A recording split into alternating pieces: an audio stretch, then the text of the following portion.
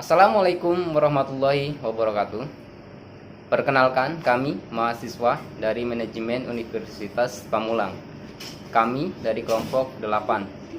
Sebelum melanjut ke materi, saya akan memperkenalkan kelompok saya yang terdiri dari saya sendiri, Susilo, Dea Cahaya Amelia, Risna Saputra, dan Ajeng Wulantari.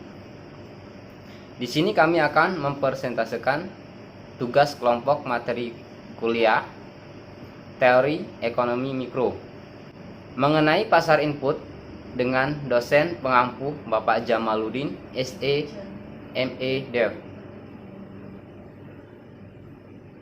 Pembahasan yang pertama akan disampaikan oleh saya sendiri.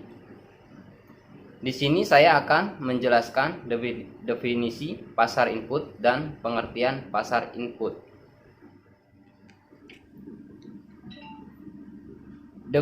Definisi pasar input. Pasar input adalah suatu pasar yang dimana tempat berinteraksinya permintaan dan penawaran input atau sumber daya produksi. Atau definisi lainnya dari pasar input yaitu pasar yang menyediakan faktor produksi yang terdiri dari pasar sumber daya alam, modal, tenaga kerja, dan pasar kewirausahaan.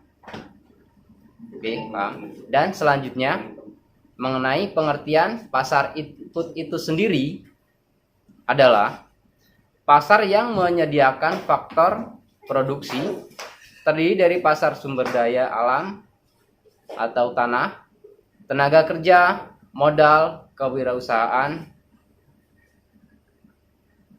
Kegiatan produksi akan dapat berjalan dengan baik apabila faktor produksi yang dibutuhkan tersedia. Keberadaan faktor-faktor produksi dapat diperoleh di pasar faktor produksi. Jadi, pasar faktor produksi adalah tempat bertemunya permintaan dan penawaran faktor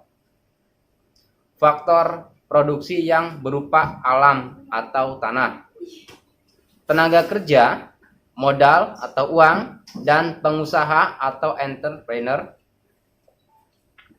Penawaran faktor produksi berasal dari konsumen dan permintaan faktor produksi berasal dari produsen, sehingga akan dihasilkan output yang nantinya akan dijual kepada konsumen. Tempat jual beli hasil produksi atau output tersebut dinamakan pasar hasil produksi. Ada beberapa ciri-ciri, yaitu 1. Perwujudan kegiatan tidak berwujud fisik. Yang kedua, permintaan dan penawaran dilakukan dalam jumlah besar. Dan yang ketiga, jenis penawaran dan permintaan suatu sesuai dengan produksi yang dihasilkan. 4. Penawaran faktor produksi bisa berupa monopoli, sementara permintaan bersifat kolektif. Adapun ciri-ciri pasar input yang diantaranya yaitu: yang pertama, pasar ini wujudnya kegiatan tidak berwujud fisik. Kedua, di pasar ini permintaan dan penawaran dilakukan dalam jumlah yang besar. Dan yang ketiga, jenis dari penawaran dan permintaan sesuai dengan produksi yang dihasilkan. Dan yang keempat, penawaran faktor produksi dapat berupa monopoli, sementara permintaan bersifat kolektif. Oke, terima kasih pembahasan mengenai pasar input, mengenai pengertian dan definisi pasar input itu sendiri. Selanjutnya yang akan dibacakan oleh ataupun dibahas oleh Mbak Dea Cahaya Amelia. Halo, nama saya Dea Cahaya Amelia. Jadi di sini saya akan menjelaskan penggolongan dari pasar input itu sendiri. Pasar input itu terdiri atas faktor-faktor produksi yang meliputi sumber daya alam atau tanah, sumber daya manusia itu tenaga kerja, lalu ada modal dan juga pengusaha. Untuk yang pertama yang akan kita bahas yaitu pasar faktor produksi sumber daya alam atau tanah. Oke, jadi faktor produksi tanah adalah semua kekayaan alam yang terkandung dalam tanah, lautan, maupun udara. Dan sumber daya alam ini lebih dikenal dengan istilah natural resource. Oke teman-teman, perlu kita tahu bersama bahwa jumlah tanah itu adalah tetap. Jadi mau tidak mau penawaran akan tanah pun tetap. Makanya kenapa kurva penawaran akan tanah itu disebut inelastis sempurna dan berbentuk garis lurus. Sedangkan yang kita ketahui bahwa permintaan akan tanah itu terus bertambah. Jadi mau tidak mau banyak masyarakat atau banyak manusia itu membutuhkan tanah, maka yang menyebabkan permintaan akan tanah itu meningkat dan terus bertambah setiap tahunnya dari zaman ke zaman. Sehingga yang terjadi adalah harga tanah akan selalu meningkat. Terus selanjutnya kita akan membahas teori akan sewa tanah. Jadi ada beberapa teori yang coba menjelaskan penyebab perbedaan sewa tanah. Di antaranya itu ada pertama yang mengatakan ada teori kesuburan asli tanah. Jadi teori kesuburan asli tanah ini adalah sewa tanah yang tergantung tingkat kesuburan asli tanah itu sendiri. Jika tanah mempunyai kesuburan asli, maka hasil produksinya pun akan lebih besar. Yang kedua, itu ada teori perbedaan kesuburan tanah yang mengatakan jika tanah punya tingkat kesuburan tinggi, maka harga sewanya pun akan tinggi, dan sebaliknya kalau misalkan kesuburannya rendah, maka pasti tingkat harga sewanya itu rendah. Yang ketiga, itu ada teori letak tanah yang mengatakan bahwa jika tanah terletak dekat fasilitas publik dan kegiatan ekonomi, maka harga sewanya pun akan tinggi karena letak strategis memungkinkan banyak peluang ekonomi untuk mengembangkan usaha. Saya akan memberikan contoh, jadi dengan perbandingan harga sewa tanah di perkotaan dengan di pedesaan, mana yang lebih tinggi? Sudah jelas pasti yang di perkotaan, karena yang kita tahu perkotaan itu banyak fasilitas publik, banyak orang yang mengembangkan usaha di sana. Jadi sedangkan di pedesaan tuh yang kita tahu ya kebanyakan untuk bertani dan untuk lainnya. Jadi itulah mengapa alasan kenapa harga sewa tanah di perkotaan dan di pedesaan itu berbeda. Dan yang keempat, itu ada teori harga derivasi tanah. Jadi ia mengatakan bahwa itu tuh tergantung dari jumlah permintaan terhadap tanah. Jadi semakin tanah itu diminati oleh banyak orang, maka sudah jelas pasti harga sewanya akan tinggi. Itu teman-teman. Selanjutnya kita akan membahas pasar faktor produksi sumber daya manusia atau tenaga kerja. Jadi faktor produksi tenaga kerja adalah semua tenaga kerja, baik jasmani maupun rohani, entah itu terdidik maupun tidak terdidik. Yang kita ketahui sumber daya manusia itu dikenal dengan istilah human resource, yaitu yang melakukan kegiatan produksi barang ataupun jasa. Sumber daya manusia yang berkualitas itu tentunya akan dapat meningkatkan produktivitas. Tenaga kerja yang akan digunakan dalam proses produksi suatu perusahaan itu selalu mengalami peningkatan sesuai dengan peningkatan jumlah penduduk. Permintaan tenaga kerja oleh suatu perusahaan itu dipengaruhi oleh beberapa faktor. Mau tahu kan apa aja faktor-faktornya? Ini dia sebagai berikut. Pertama, itu ada kemajuan teknologi yang dimiliki oleh suatu negara.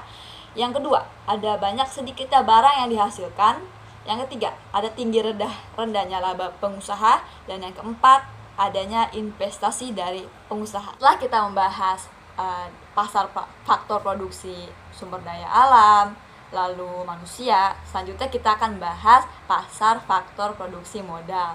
Jadi apa sih itu pasar faktor produksi modal ini? Ya, dengar baik-baik ya guys. Pasar faktor produksi modal itu adalah tempat ditawarkannya barang-barang modal untuk kepentingan proses produksi. Pengertian barang modal itu tidak hanya berupa mesin-mesin atau peralatan saja, melainkan juga modal uang. Nah, modal uang ini adalah yang merupakan dana untuk membeli barang-barang modal.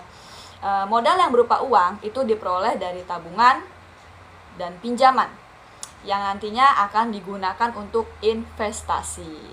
Itu teman-teman. Jadi yang terakhir yang akan kita bahas yaitu ada pasar faktor produksi pengusaha atau yang biasa kita kenal dengan kewirausahaan.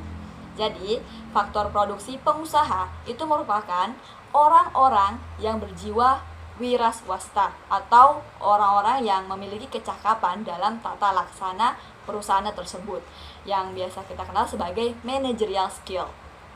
Pengusaha itu mempunyai peranan yang sangat-sangat menentukan, yaitu untuk mengorganisasi faktor produksi alam, lalu tenaga kerja, dan yang terakhir itu modal. Tentunya untuk mendapatkan hasil yang maksimal. Mungkin itu saja yang dapat saya sampaikan. Untuk materi selanjutnya akan dibahas oleh teman saya. Halo, saya Risna Saputra. Di sini saya akan menjelaskan teori laba usaha dan macam-macam pasar input. Teori laba usaha terbagi menjadi 5 bagian, yaitu yang pertama teori inovasi, di mana teori inovasi menjelaskan peningkatan laba perusahaan diperoleh jika wirausahawan mengembangkan produk baru atau melakukan inovasi atas produknya. Yang kedua yaitu teori nilai lebih. Teori nilai lebih menjelaskan laba diperoleh karena adanya pembayaran upah yang rendah dibandingkan jasa pekerja kepada perusahaan. Artinya laba diperoleh dari upah yang tidak dibayarkan perusahaan kepada pekerja. Yang ketiga yaitu teori keuntungan. Teori keuntungan menjelaskan wirausahawan memiliki tugas memimpin dan mengelola perusahaan agar memperoleh laba. Jika wirausahawan berinvestasi di perusahaan, ia juga akan memperoleh bunga modal. Yang keempat yaitu teori resiko usaha. Teori resiko usaha menjelaskan wirausahawan akan menanggung resiko kerugian jika usaha yang dikelolanya gagal. Yang kelima yaitu teori residu. Teori residu menjelaskan pengusaha akan memperoleh laba jika ada kelebihan penerimaan perusahaan yang dihasilkan dari selisih pendapatan total dikurangi biaya total. Kelebihan inilah yang akan diberikan kepada wirausaha sebagai bunga modal. Macam-macam pasar input. Yang pertama yaitu pasar sumber daya alam atau tanah.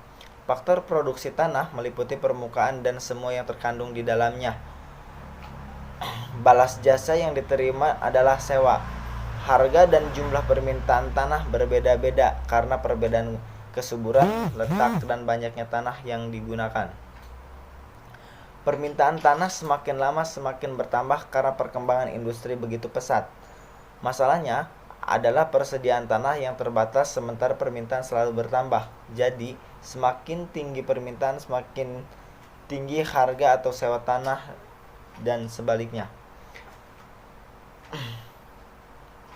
Pasar tenaga kerja.